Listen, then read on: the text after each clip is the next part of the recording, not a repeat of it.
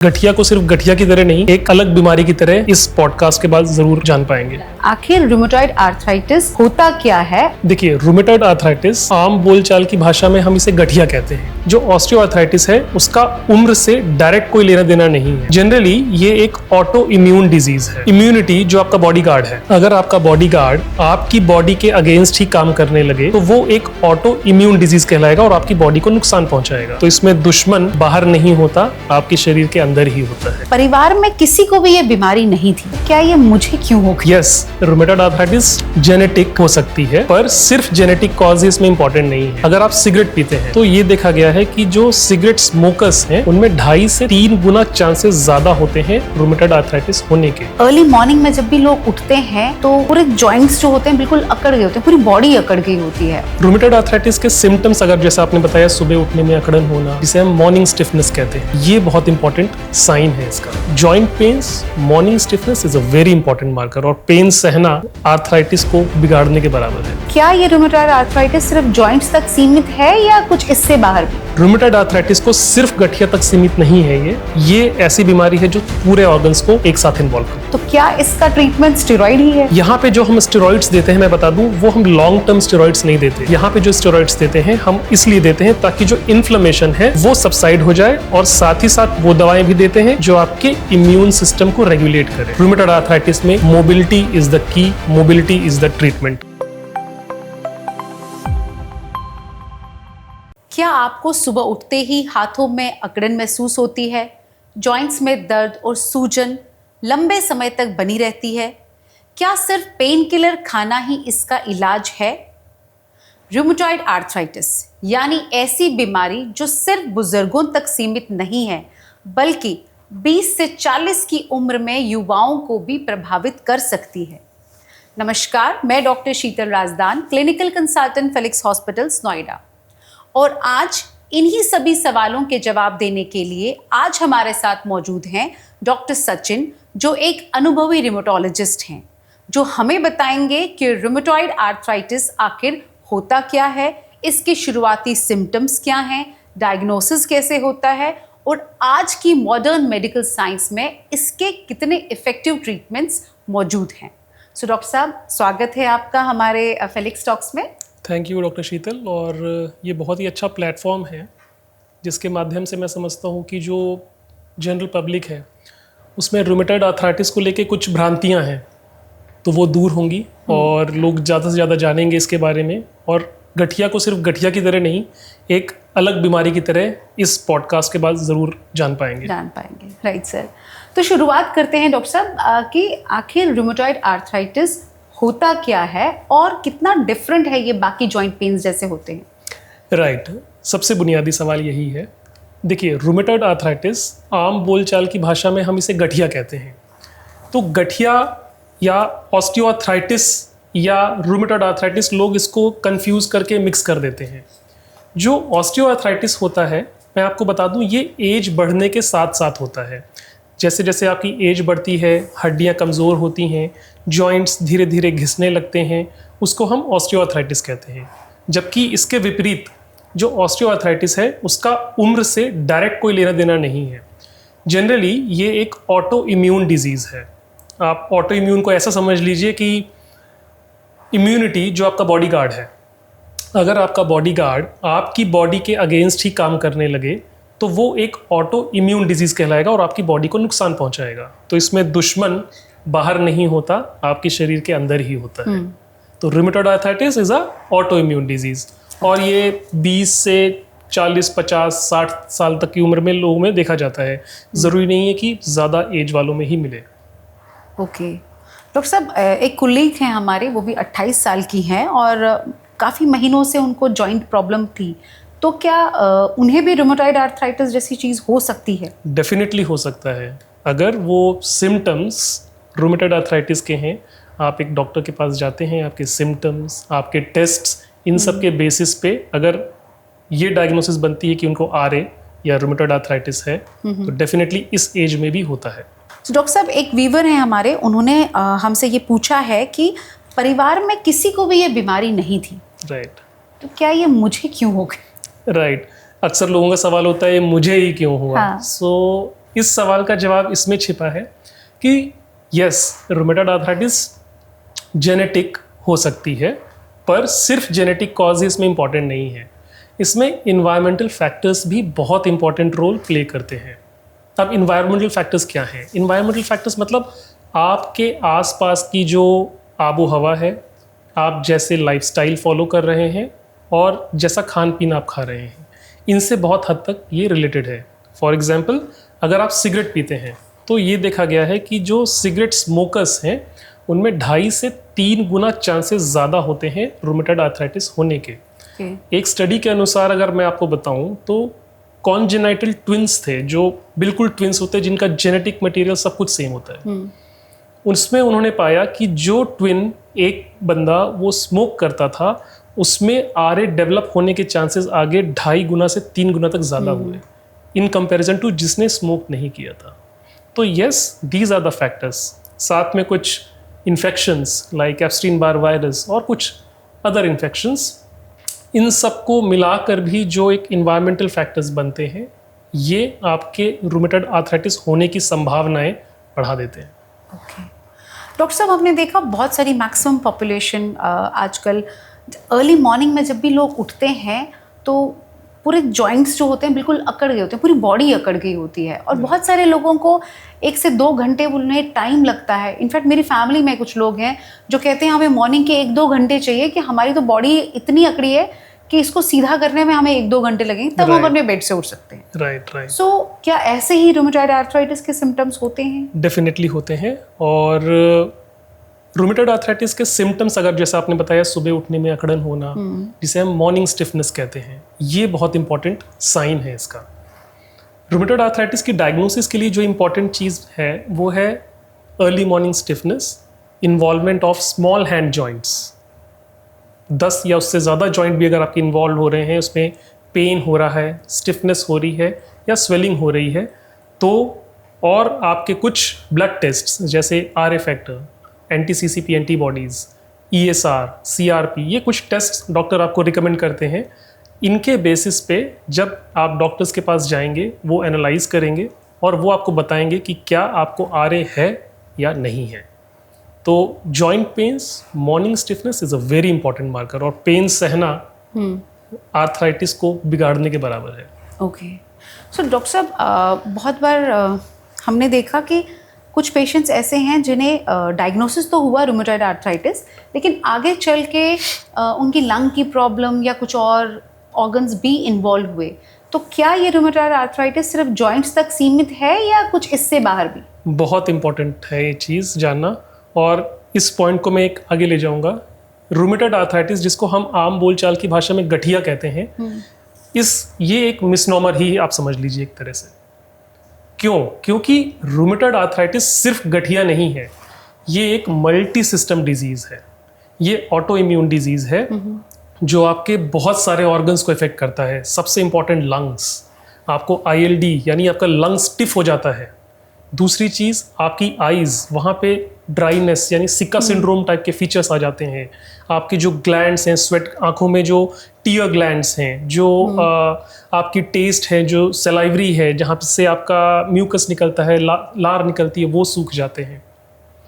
आपकी skin involve होती है, आपका लिवर, आपका हार्ट बहुत ज़्यादा इंपॉर्टेंट है, उसमें पेरिकार्डाइटिस और तरह तरह की बीमारियां हार्ट में बनने लगती हैं। तो रूमेटॉइड आर्थराइटिस को सिर्फ गठिया तक सीमित नहीं है, ये ऐसी बीमारी है जो पूरे ऑर्गन्स को एक साथ इन्वॉल्व करती है। डायग्नोसिस की अगर बात करें तो बहुत सालों साल तक लोग पेन किलर्स खाते रहते हैं और अपने पेन को दबाते रहते हैं। तो सही डायग्नोसिस करने के लिए कौन सी ब्लड इन्वेस्टिगेशंस की रिक्वायरमेंट होती है? बिल्कुल, देखिए, ब्लड इन्वेस्टिगेशन से पहले मैं बताऊं आपको, हमारे पास ऐसे पेशेंट्स बहुत ज़्यादा मात्रा में आते हैं जो गठिया या जोड़ों के दर्द के लिए क्वैक्स से इलाज ले रहे हैं।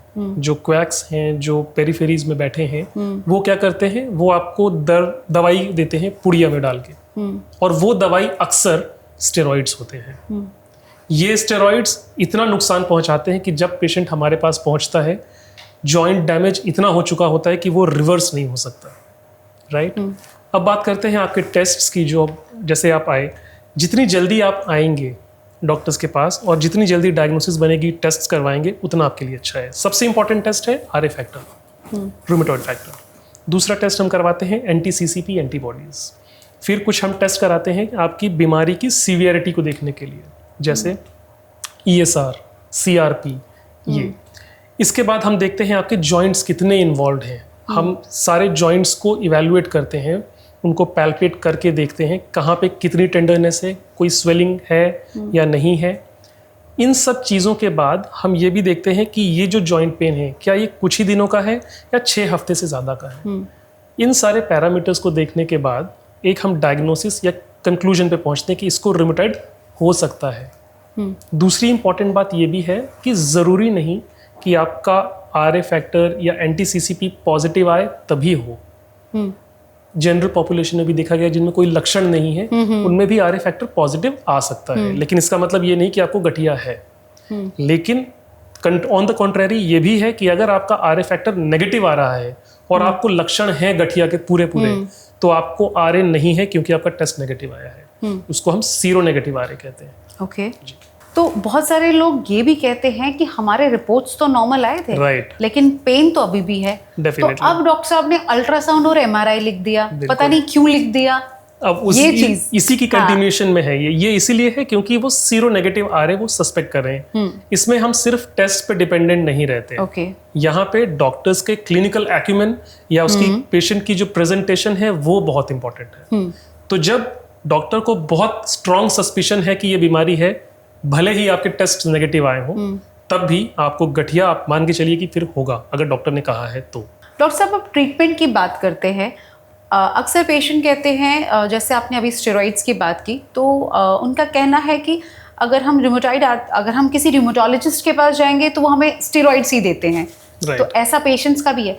तो बहुत लोग स्टेरॉइड्स के नाम से ही डर के नहीं लेते, क्योंकि वहां तो उनको पुड़िया के अंदर बना के दे दिया, तो उन्हें पता ही नहीं है कि वो क्या कर रहे हैं। बट जहां डॉक्टर प्रॉपरली प्रिस्क्राइब कर रहे हैं मेडिकेशन और वो पढ़ पा रहे हैं कि एक स्टेरॉइड है, तो उस नाम से वो डरते हैं। तो क्या इसका ट्रीटमेंट स्टेरॉइड ही है? बिल्कुल। इससे पहले मैं बताऊं, मैं एक छोटे सा एग्जांपल आपको शेयर कर देता हूं। अभी हाल फिलहाल की बात है, हमारे एक बहुत सीनियर डॉक्टर हैं, मैं उनका नाम नहीं लूँगा, दिल्ली के बहुत रिनाउंड हैं, फिजिशियन हैं। तो उनका मेरे पास फ़ोन आया करीब आज से 1.5 साल पहले करीब। उन्होंने उनकी एज लगभग 65 ईयर्स है। उन्होंने मुझसे पूछा कि वो मुझे बेटा करके बोलते हैं कि यार मेरे हाथ में दर्द हो रहा है, बहुत टाइम से स्मॉल जॉइंट्स इन्वॉल्व हैं, घुटने में भी दर्द हो रहा है, मुझे लग रहा है आरए है, तो मैं क्या करूं, क्योंकि आई एम प्रैक्टिसिंग रूमेटोलॉजी। तो उन्होंने मुझसे सलाह मांगी। मैंने कहा सर एक बार आप टेस्ट करा लो डेफिनेटली। और उनकी जो ये कंडीशन थी, उसको होते होते करीब 4 से 5 महीने हो चुके थे, and he was just accepting that कि पेन हो रहा है, एज के साथ हो रहा होगा, तो मैं पेन किलर ले लेता हूँ और now it will be fine. लेकिन वो हुआ नहीं। उन्होंने टेस्ट कराए, आरए फैक्टर नेगेटिव आया। उन्होंने बोला दिले ये तो नेगेटिव आ गया, अब तो कुछ है नहीं मेरे को। मैंने कहा सर नहीं, आप मेरे पास आओ। ही केम टू मी, मैंने उनको एग्जामिन किया, हिज जॉइंट्स वर सोलन। मैंने देखा वो टेंडरनेस काफ़ी थी, बट एक जब मैंने बताया सर ये डेफिनेटली आरए है, भले ही आपके टेस्ट नेगेटिव हो, आप इसकी दवाइयाँ जिसको हम DMARDs कहते हैं वो लेना आप शुरू कर दीजिए। उन्होंने कहा यार ये साइड इफेक्ट करेगा, ये ऐसा होगा, ये होगा, तो एक काम कर मुझे कुछ और बता दे। मैंने कहा सर देखिए दवाइयाँ तो यही चलेंगी। खैर थक हार के उन्होंने वो दवाइयाँ लेना शुरू किया। ही इम्प्रूव सरप्राइजिंगली। अब जो है वो इतने इम्प्रूव हो गए कि वो मैराथन भाग रहे हैं। अरे वाह। सो उस कंडीशन से लेके एक तो एक्सेप्टेंस, और फिर क्योंकि यस स्टेरॉइड्स बहुत इंपॉर्टेंट इसमें रोल प्ले करती हैं, लेकिन यहाँ पे जो हम स्टेरॉइड्स देते हैं, मैं बता दूँ, वो हम लॉन्ग टर्म स्टेरॉइड्स नहीं देते। यहाँ पे जो स्टेरॉइड्स देते हैं हम इसलिए देते हैं ताकि जो इन्फ्लेमेशन है वो सबसाइड हो जाए, और साथ ही साथ वो दवाएं भी देते हैं जो आपके इम्यून सिस्टम को रेगुलेट करें। जो आपकी इम्यूनिटी आपके अगेंस्ट हो गई थी, वो उसी को आपके फेवर में ले आए। तो yes, steroids are given in rheumatoid arthritis but for a short period के right. लिए। So, जैसे कि हमें पता है कि साइंस ने बहुत तरक्की कर ली है सर। Definitely. तो क्या इसके अलावा हमारे पास कुछ और एडवांस ऑप्शंस हैं ट्रीटमेंट के लिए? बिल्कुल हैं, और बहुत अच्छे ऑप्शंस आज अवेलेबल हैं। आप पहले देखते होंगे कि पुराने ज़माने में जो लोग होते थे जिनको रूमेटॉइड आर्थराइटिस हो गया, उनके जॉइंट्स टेढ़े हो गए, उनके हाथों के जॉइंट्स, पैरों के जॉइंट्स, नीज, कई जगह गांठें पड़ गई, है ना। तो ये सब कॉम्प्लिकेशंस हैं रूमेटॉइड आर्थराइटिस के ट्रीटमेंट ना लेने के। आजकल जो दवाइयाँ हमारे पास अवेलेबल हैं जिसमें बायोलॉजिकल्स बहुत अच्छा रोल प्ले कर रही हैं, वो सिर्फ आपके बीमारी के या सिम्टम्स के लेवल पे ट्रीट नहीं करते हैं, वो ट्रीट करते हैं आपके इम्यून लेवल पे, जहाँ से ये चीज़ें ट्रिगर हो रही हैं। तो जब हम वहाँ पे सही जगह एक्ट करेंगे तो बीमारी अपने आप ठीक हो जाएगी। सो डॉक्टर साहब, ऐसे बहुत सारे बुजुर्ग हैं जिनके रूमेटॉइड आर्थराइटिस की वजह से जॉइंट्स पूरे डिफॉर्म्ड हो गए, मतलब बिल्कुल Right. टेढ़े हो गए हैं। तो क्या एक सर्जरी ही मात्र साधन है वो ठीक करने का? देखिए, अब अगर हम अनफॉर्चुनेटली उस स्टेज में पेशेंट पहुंच जाता है जहां पे डिफॉर्मिटी हो चुकी होती है, तो yes, surgical procedures are there कि जैसे कुछ हम टेंडन रिलीज करें या और भी कुछ सर्जिकल प्रोसेस हैं, तो डेफिनेटली सर्जरी तो है ही, साथ में आप अपनी दवाइयाँ खाते रहें। तो हम ये ज़रूर कर सकते हैं कि उस स्टेज को और आगे ना बढ़ने दें और आपकी जो लाइफ जो एक्टिविटीज़ की जो या क्वालिटी ऑफ लाइफ हम जिसे कहते हैं वो इम्प्रूव हो सके। सो लाइफस्टाइल की बात करते हैं, जैसे हम देखते हैं कि सर्दियों में ठंड की वजह से तो बहुत ज़्यादा पेन वगैरह होता है, तो ऐसा हमें अपने अंदर क्या डाइट को रखना चाहिए और कैसा लाइफस्टाइल हमें रखना चाहिए कि ये प्रॉब्लम हमें हो ही ना? राइट। देखिए, जैसे कि हमने बात करी कि रूमेटॉइड आर्थराइटिस जो होता है वो आपके जेनेटिक जो फैक्टर्स हैं उस पर रिलेटेड होता ही है, साथ में आपके इन्वायरमेंटल फैक्टर्स पे भी होता है। जाहिर सी बात है, क्योंकि ये एक ऑटोइम्यून डिजीज़ है तो ये शरीर के हर पार्ट को इफ़ेक्ट करती है। इसमें वेसल्स बहुत इंपॉर्टेंट रोल प्ले करती हैं क्योंकि ये वैस्कुलाइटिस भी कॉज करा सकती है। सर्दियों में ये चीज़ें बढ़ जाती हैं। तो हम जब डाइट की बात करते हैं तो डाइट में हम ऐसी चीज़ें ज़रूर लें जो एंटीऑक्सीडेंट्स से भरपूर हों, लाइक आपके फ्रेश फ्रूट्स हैं, आपकी जो सीजनल वेजिटेबल्स हैं, जो सीज़न में फ्रूट्स मिल रहे हैं वो खाएं, डेली एक्सरसाइजेज, योग, मोबिलिटीज़, जितना आप मोबाइल रहेंगे उतने आप पेन फ्री रहेंगे इसमें। तो ये सब छोटी छोटी चीज़ें हैं जिसको करके आप अपने गठिया को या रूमेटॉइड आर्थराइटिस को बहुत हद तक मैनेज कर सकते हैं। ओके। सो डॉक्टर साहब, जैसे आपने बताया कि यंग एज में भी ये हो सकता है रूमेटॉइड आर्थराइटिस, कोई बड़ी बात नहीं है। तो एक 26 साल की फीमेल की अगर हम बात करें Right. जो आगे चल के अपना बेबी प्लान कर रही हो, तो क्या उसके लिए नॉर्मल डिलीवरी होना पॉसिबल है? बिल्कुल पॉसिबल है। ओके। और मेरे पास ऐसे एक नहीं, मतलब आप ये कह लीजिए 50 to 60 एग्जाम्पल्स अभी हैं मेरे पास जो मैंने ट्रीट किए पेशेंट्स या हमारे पास जो भी आए। यंग फीमेल्स में हम स्पेशली ध्यान देते हैं, उनमें हम कुछ ऐसी दवाइयाँ देते हैं जो फीटस पे या आने वाली प्रेगनेंसी या कंसेप्शन पे इफ़ेक्ट कम करें या बिल्कुल ना करें।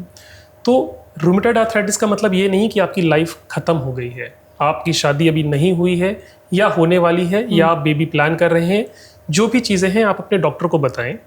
ऐसी दवाइयाँ अवेलेबल हैं जो इन पे इफ़ेक्ट नहीं डालती हैं और आपकी लाइफ बहुत अच्छी चलती है आगे। Thank you so much sir, आपने बहुत अच्छी हमें जानकारी दी। जाते जाते एक बार हमारे व्यूवर्स को अगर आप थोड़ा सा अपना एक्सपीरियंस, अपना नॉलेज उन्हें दें, उन्हें समझाएं जो अभी भी गठिया के दर्द से जूझ रहे हैं। डेफिनेटली सबसे पहले मैं कहूँगा कि अगर आपको पेन है या गठिया है तो सिर्फ उसको सहें नहीं, आप उसको तुरंत मेडिकल अटेंशन में लाएं, अपने डॉक्टर्स के पास जाएं, उनसे संपर्क करें।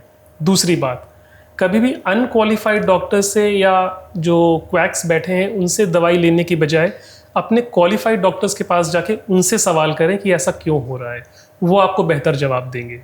दूसरा, अगर आपको गठिया निकलता है तो उसकी दवाइयाँ अपने टाइम पे आप खाते रहें, तो आप देखेंगे कि आपकी जो लाइफ है, जो आपका क्वालिटी है ऑफ लाइफ की, वो बहुत अच्छी इंप्रूव रहेगी और आप एक नॉर्मल और हेल्दी लाइफ जीते रहेंगे। खाने पीने का ध्यान रखें एंड रूमेटॉइड आर्थराइटिस में mobility is the key, mobility is the treatment. मतलब जॉइंट्स को मोबाइल रखें, एक्सरसाइज करते रहें, व्यायाम करते रहें, आप स्वस्थ रहेंगे। Thank you so much sir. तो आज की बातचीत से हमने जाना कि रूमेटॉइड आर्थराइटिस सिर्फ जॉइंट पेन नहीं बल्कि एक ऑटो इम्यून डिजीज़ है जिसे सही समय पर पहचानना और इलाज शुरू करना बेहद ज़रूरी है। सुबह की स्टिफनेस, जॉइंट्स में स्वेलिंग, सिमेट्रिकल पेन जैसे सिम्टम्स को कभी भी नज़रअंदाज नहीं करना चाहिए। अगर आपको इस तरह के सिम्टम्स दिखें तो बिना देर किए फेलिक्स हॉस्पिटल के इस दिए गए नंबर पर अपना अपॉइंटमेंट बुक कराएं। इसके साथ ही आज मुझे दीजिए इजाज़त। फिर मुलाकात होगी, तब तक के लिए नमस्कार।